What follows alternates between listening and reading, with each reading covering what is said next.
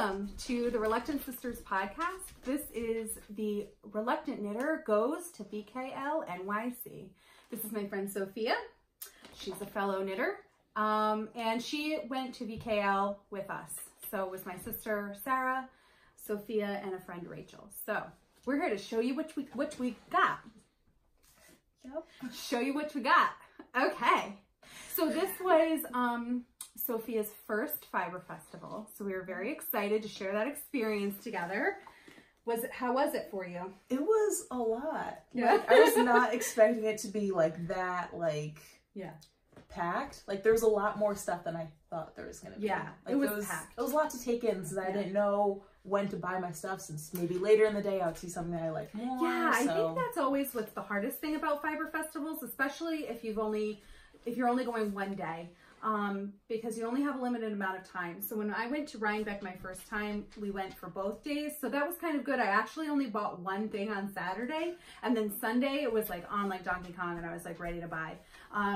Having been to a Fiber Festival before too, I did kind of know like, okay, maybe I kind of knew where I wanted to go to as well. I like highlighted like the places I wanted to go. I had a list of what I needed. So that was helpful. But Sophia, being a new knitter, and just kind of getting into the whole knitting community thing, I think it was hard for you because you're not really that familiar with a lot of different indie dyers yet. And so it's not like you could look at the list of people and be like, oh yeah, I know I want to go see them. You're like, I don't even know what they do. So that was fun too, though. It was a good experience for you, like getting to touch indie dyed stuff and take a look at it and see what it looks like in real life. So, and everyone had business cards and everything too. They have stuff online. So like, like an online presence. So if there was anything that you really truly loved and you wanted to wait though, you can get it online now that you know what it looks like in real life. So that was fun too. Yeah, it was interesting meeting all the dyers since they were all so friendly, and I just wanted to buy all their stuff, but like I couldn't. Yeah. So that's the life of a knitter, I think, is wanting to buy all the things and not being able to.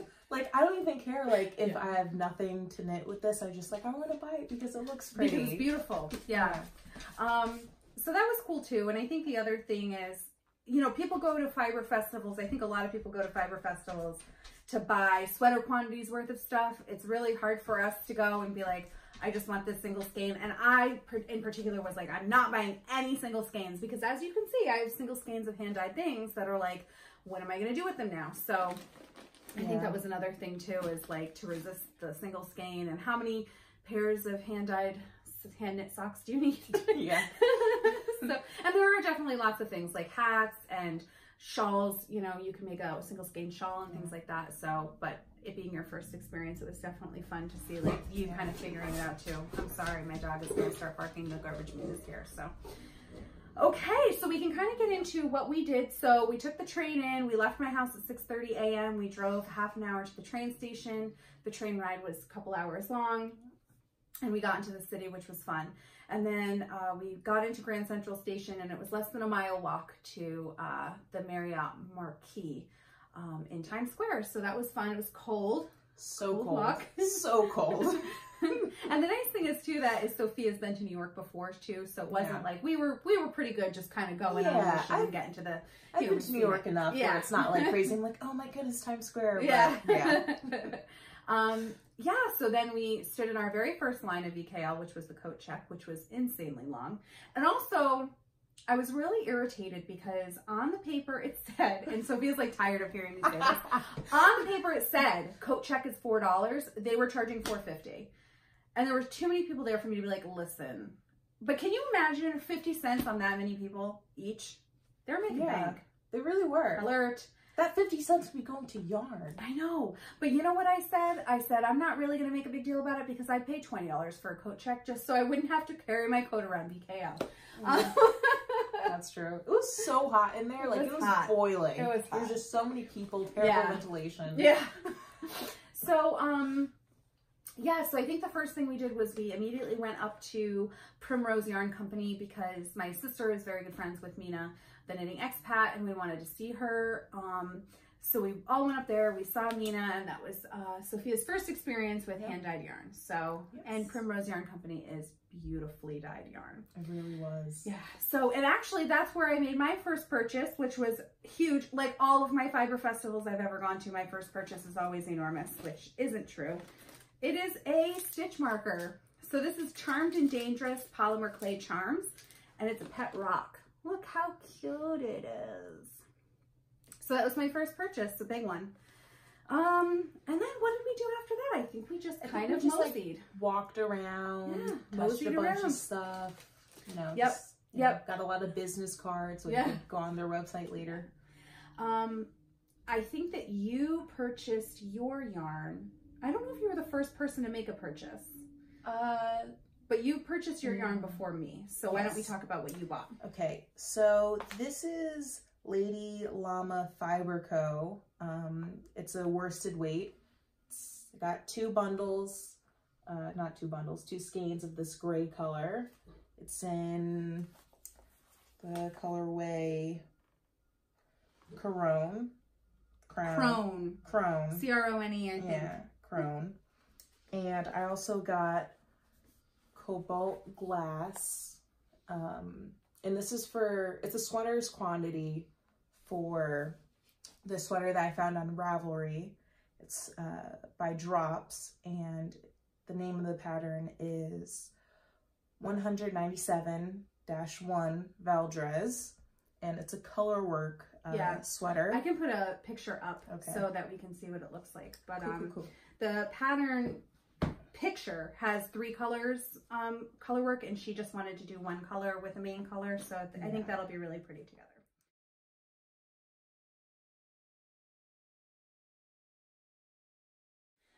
So what's the fiber content? It's 100% Targhee wool, 3-ply worsted weight, and this is a full skein, 400 yards to 160 grams. So she got 2 of the gray and 1 of the blue. So it's gonna look really pretty together. And we were very excited. Her very first Fiber Fest purchase. Yep, my very first indie dyed yarn. They gave me a free pin. Oh yeah. That's on my denim jacket. I should have brought that. But it's just their logo. And they were super, super nice there. They had so many cakes of yarn that were ombre. Oh yeah. I think the other thing too about indie dye, well, I think my experience with Fiber Fest anyway. Okay, Liz. Okay. She doesn't get to see Sophia very often, so. Is that Fiber Fest is that people are just so helpful. You know, you just go in and you tell them what you want, and then they're like, oh, well, what about this? And what about trying with that? So I think that's cool too. Yeah. But everyone is so nice, as always. As an attendant, though, attendee, I should say, when you go to a Fiber Festival, it's going to be busy, okay? It's going to be crowded. There's going to be a lot of people there. You're going to be waiting in line to just look at yarn, let alone touch it or have any opportunity to purchase it. And I do have to say that there were quite a few people who were like irritated. You know, and I get that it's irritating to be in a big crowd of people, but it's like, it's Vogue Knitting Live in New York City. So just practice a little bit of patience. You know, you don't have to say, excuse me, because if I'm in your way, there's probably someone in front of me that's in my way. So to push your way through, and the other thing is too, they're not going to run out. Like, there is an insane, so there was somewhere I wanted to go cat sandwich fibers, and I'll show you, you know, what I got. But I went in the afternoon, it was after lunch, right? And literally they were full. I mean, it was full of stuff. So people bring like so much yarn and they're restocking it. So you're probably not like, I don't think there was anything I saw that was like sold out, you know, maybe if you go Sunday afternoon, maybe you might miss out on something, but like everybody just, you know, and everyone tries to be really polite. So just politely say, excuse me, you don't need to push me. Didn't happen a lot. So I don't want to say like VKL was a mob scene, but a couple of times it was like people were really irritated, and it's just like, bring a snack, have a glass of water, take a deep breath. Everyone will see the beautiful yarn. Yeah. That's just my tip from me to you if you're going to a fiber festival. I mean, it's crazy. At Rhinebeck, I mean, the mob at Miss Bad's Yarn is just like insane. I mean, you're like crawling, we're animals. We're behaving like animals. It's wild. It's wild. Yeah. it was a lot to Yeah. take in for my first time, but I mean... Well, the other thing is, too, is you might not be able to tell, but Sophia... Sorry. So the guard dog has to protect us from the school-age children getting off of the bus. Okay, so anyway, Sophia is 6'1". Yeah, like that's 6 feet 1 inch. And so she really had an eye. I hover above the crowd. She could really see. I mean, I'm in the thick of it. You know, I'm only 5'1", so I'm like in the thick of it. I can't see anything. So I think with being so tall, you might have been like less. It might be less overwhelming. It was just for a bunch taller of people person. in my waist. Yes. Might be less overwhelming for a tall person. Okay, so I'll go next, I guess. I don't remember what order. I think I bought this yarn first, but on my list was a sweater's quantity of Indie Dyed yarn for the So Faded pullover by Andrea Mowry. What the heck was her name? Andrea Mowry. I'll put a picture in, but you guys all know what it looks like.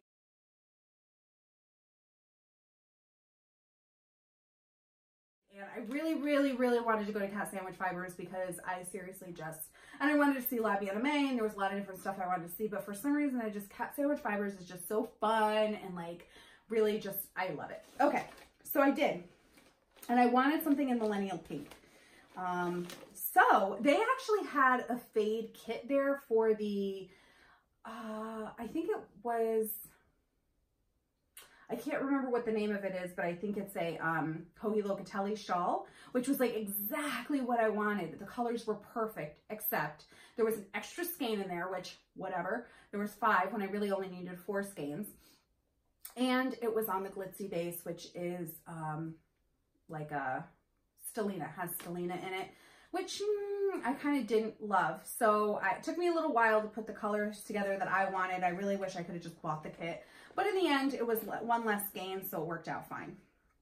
So let me make sure I have these in the right order for you. I think they're in the right order. I think so too. Yeah. The labels are upside down, so I'll do my best too. Okay, so starting from this side, we have Willy Nilly. And then this one is Smashing Terracotta. And then we have Antique Handkerchief and Roses and Peonies. So this is what I need for a 4-color So Faded pullover. And I'm really super excited about it. Everyone's like, oh, it's going to be such a subtle fade. Like, you're probably not even going to notice the difference. I bet you'll notice the difference. It will be a subtle fade, but a lot of times 2 skeins of yarn, we all know this, indie dyed yarn or hand dyed yarn, 2 skeins will look exactly alike. And then if you knit them one after the other, it's like a couple of shades difference. I mean, enough to notice there's a difference. So while I do think it'll be a subtle fade, I do think it'll be enough to see. So I'm really excited about it and I can't stop looking at it. And I wanted to wind it up, ball it up so that I could start on it. And I waited so that I could show you guys. What I also am going to do is before I wind it up is I'm going to take it out, you know, and unhang, you know, on whatever, and lay it on top of each other. And I think I'm going to take a picture because I think it'll be easier. You know, a lot of times there's speckles that are really hidden and some variations that you really can't see. And we've all done this before where we're like, I really like this one, but I like this one better. And then you look at it and you're like, oh, it's the same color. It's like just the way that it's skeined up. So I think doing that, you're really going to see much more of a difference too. So I'm excited to do that as well, but I can't wait to wind it up. My first time winding up a skein of yarn was, they had a little station there where you could do that. So I did with this worsted weight yarn that I'll show you in a second that I want to make a hat out of.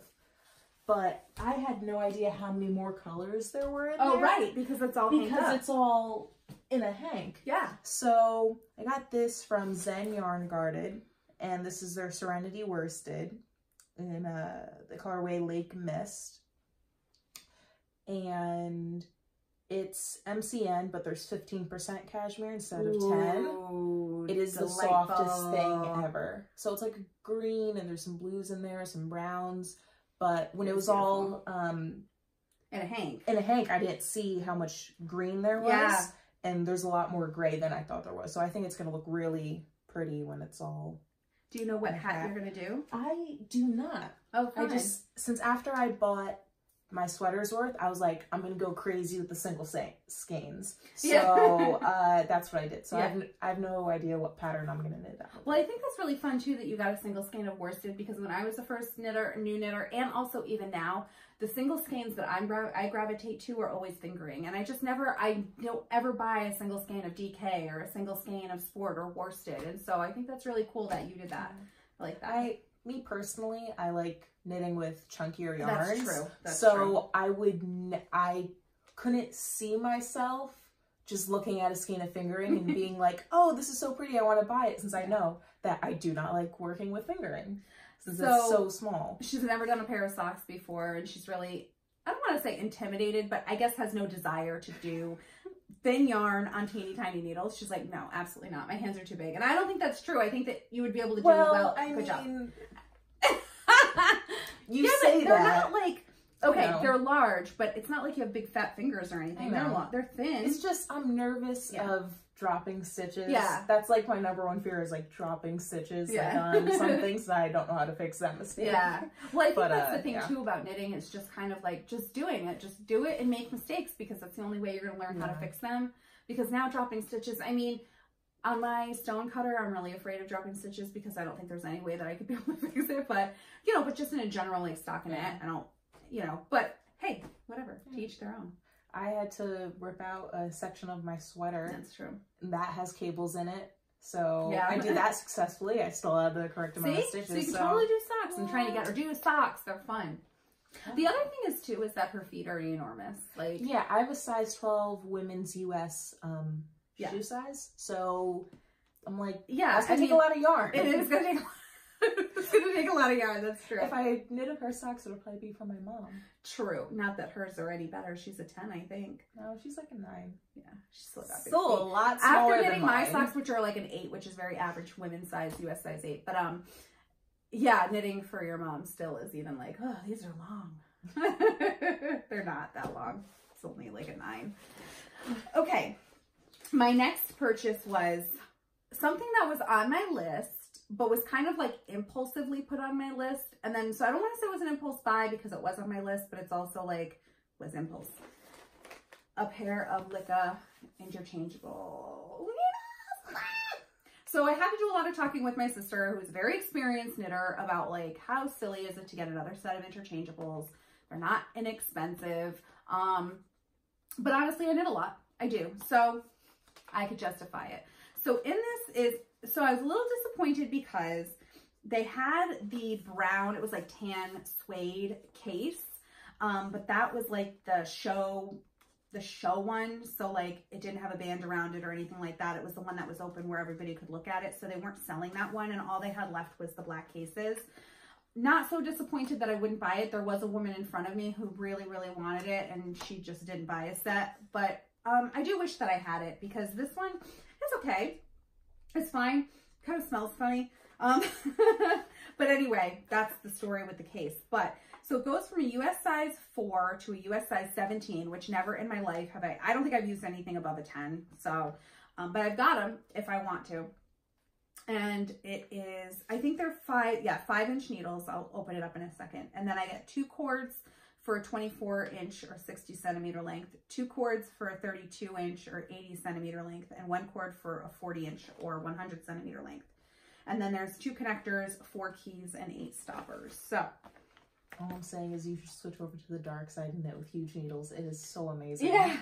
Look how big these are. Super bulky. These are enormous. I know, but it's amazing. You know, the other thing is too, is that I'm not hugely drawn to like chunky things. Like, I think that's why I don't love crocheted garments either. They tend to look a little bit chunkier.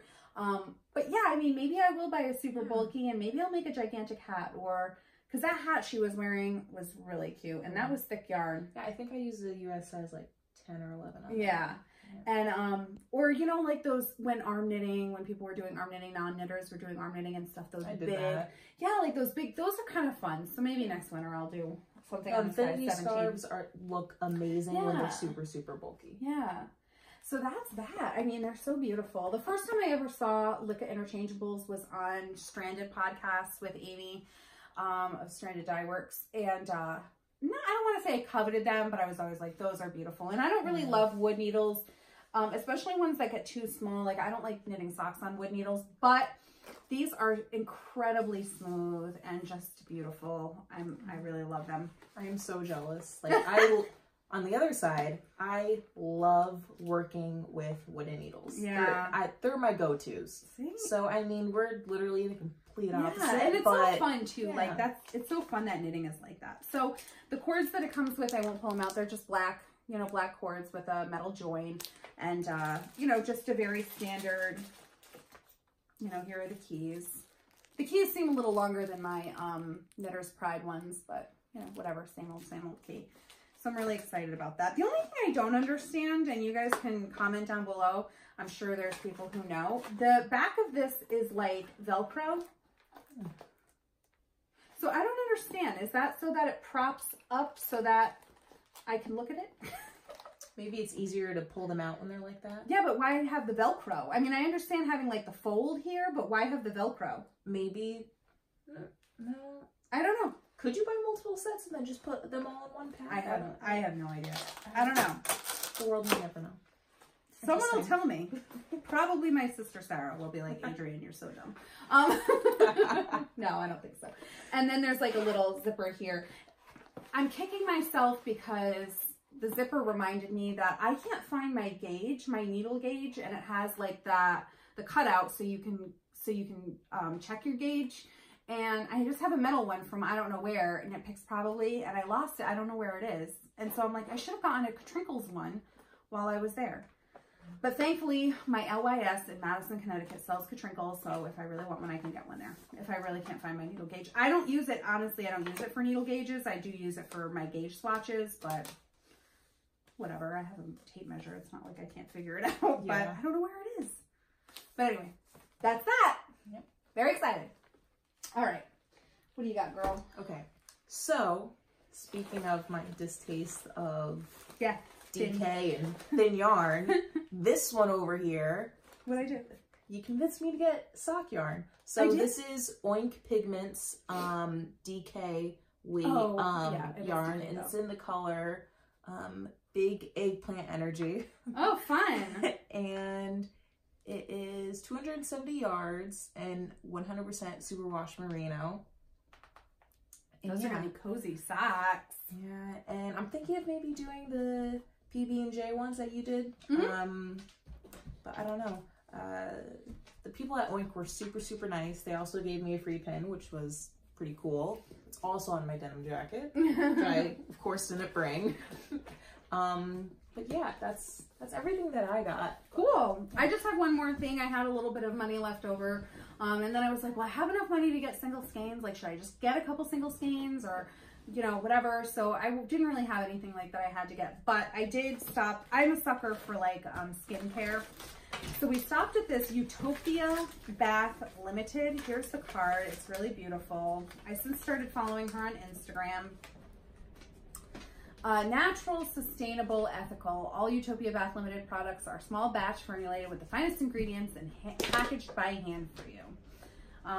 So on Instagram, they are, I think, just Utopia Bath Ltd. But they have a hashtag and they're on Facebook and stuff too. So I did get best hand cream ever. It's like, this better be. And I mean, I don't know if it's the best ever, but it really could be. I haven't used it long enough to really make a good decision, but it's really amazing. So it's a little 3.5 ounce thing, and this is in lavender and sage, and it has sheep's lanolin in it. So, well, it says sheep's lanolin. So it does say purely natural ingredients, but then the ingredients, there are a lot of like things that I can't pronounce. Not that it's bad, I just can't pronounce them. And then it has no parabens. And yeah, so it smells really good. It smells like lavender and sage. And I love lavender because I do have a little bit of eczema, which I know scented stuff isn't good for it, but lavender can be soothing for it. And I really do like the smell. And then the other thing I got was this candle, Soy Candle Crackle and Glow in sea salt and aloe. Oh my God, divine. So the first time when I first smelled the scent, it was actually in the lotion. I tried it on and I was like, this is so good. And then I saw the candle and I'm like, well, maybe I want that. Like, oh my God. See, Oh my God, I love sea salt scented and, you know, flavored things. And I also love aloe, but them together, I'm not the biggest I could fan. die. It smells so good. You don't know what you're talking about. Lizzie, what do you think? Do you want to smell it? I don't know. I just love it. It smells like fresh and calm and It like smells a like a spa. candle my mom would have. In a good way, though. I think I'm closer to your mom's age than I am to your age. Probably. Like twice as old as you are. I'm 15 years older than you. 16, 17 years older than you. Yeah, I'm closer to your mom's age. Whatever. I like it. Oh, the other thing I like about it too is that it has a wood wick. I've already burnt it, but it has a wood wick, so it actually like crackles while it's burning, which is super fun. I love candles like those. Yeah, it's just I like love so it. soothing to Yeah. hear it in the background. I love it. And so then after I got it, I got this, I was like, should I have gotten the sea salt and aloe in the hand cream? Maybe, but whatever. I do love the candle. So that's it. That's all of my purchases. Yeah. So I think we did pretty good. We Really good. were reserved yet still splurged. I'm almost surprised at how much I got for the amount of money that I spent. Yeah. I was not expecting to have a buying sweaters Yeah. or having enough left over to buy 2 single skeins. Yeah, she said, she goes, I really just thought I was going to get a $100 skein of indie dyed yarn and that was it.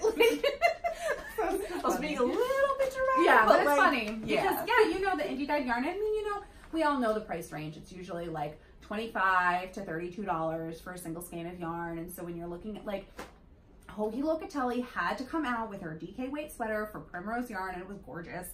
But for my size, it takes 9 skeins. I couldn't afford it. I can't afford it in indie dyed yarn. I just can't.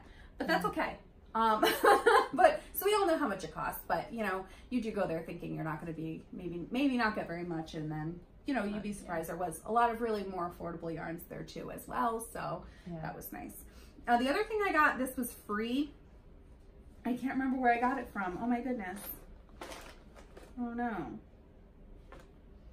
But it was a free sticker from, I can't remember the company now, but it's their VKL sticker. So it's like a pizza and like some, I think it's supposed to be Parmesan cheese and hot peppers, but with yarn balls. It's really fun. They had really cool stuff there too. They have like these pins and these little charms that was like an avocado cut in half and the pit was a yarn ball. And like they had some really, really cool like stuff there, but There are so many companies with like such cool pins. Like yeah. it was like a struggle, like keeping myself reserved and not I buying know, all of them. buying all the pins. Since I collect pins, so I was just like trying. Yeah, yeah.